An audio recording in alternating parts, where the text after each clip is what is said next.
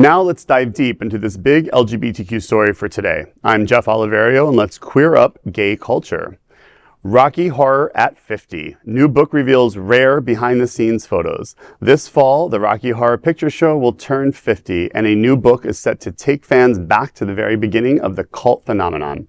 The movie made famous the gender-bending character of Dr. Frank-n-furter and his song loudly proclaiming, "I'm just a sweet transvestite."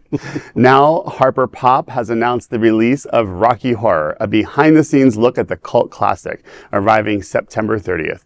The 256-page volume showcases never-before-seen photographs from the late Mick Rock, the photographer famously known as the man who shot the 70s. Rock was the only photographer granted full access to the 1975 film set, and his camera captured everything from Tim Curry's dazzling transformation into Frank-n-furter to Susan Sarandon's ingénue moments. Speaking of his behind-the-scenes work, he said, quote, "I could snap whatever caught my eye, stirred my imagination," end quote. The book, priced at $50, pairs his images with reflections from cultural icons like Joan Jett, Courtney Love, Karen O, Juliette Lewis, and drag stars Jinx Monsoon and Trixie Mattel. Richard O'Brien, who wrote the original stage musical, provides the foreword, while journalist Tim Moore, who passed away in March, compiled the project. Though the film bombed on release, it went on to gross nearly $225 million and became the longest-running theatrical release in history, with midnight screenings that embrace queerness, camp, and rebellion.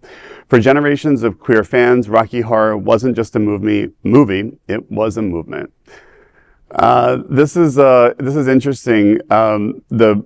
The idea of Rocky Horror, if you could imagine, in today's world, and the reason I'm bringing this up is there's a documentary that's on HBO right now, a very sad documentary about the girls that were killed at this yogurt shop.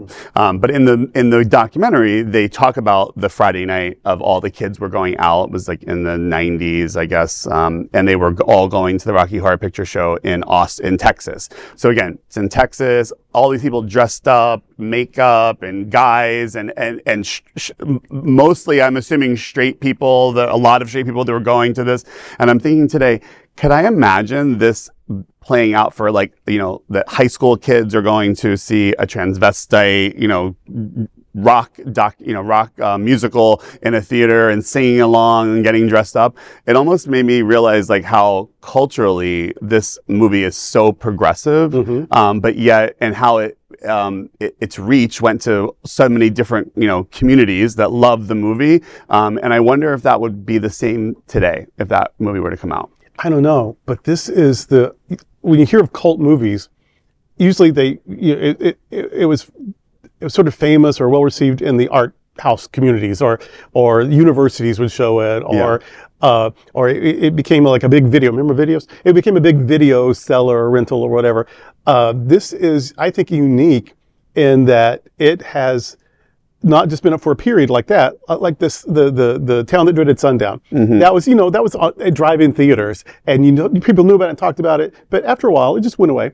This has never gone away. This every generation seems to find it. There's something universal and timeless about its appeal that I remember in the 80s, and it was already, had been out for a while, in the 80s, we'd go to Shreveport, Louisiana, anywhere we could find it. We would go to these. When I first moved to Florida 19 years ago, there was a showing of it at a local theater every weekend for years. I remember when I lived in a suburb of DC, we went to Frederick, Maryland to see a live production of it. Frederick, Maryland, y'all. So yeah, this has caught the imagination of a nation, and it didn't end. So I have no genius comment about why that is, but it's fascinating, and I'm glad that we can say that about it, that it has not outlived its usefulness. Yeah. Yep, and I like to remind people that Rocky Horror actually launched a couple of legendary careers out of it. We talked about Susan Sarandon, and another name that people tend to forget, rest in peace, Meatloaf. Yes. There started his career. So ultimately, the impact that it's had, not just as a movement, but going into the field of cinema, and also, since we're talking about Meatloaf, the field of music as well. The impact.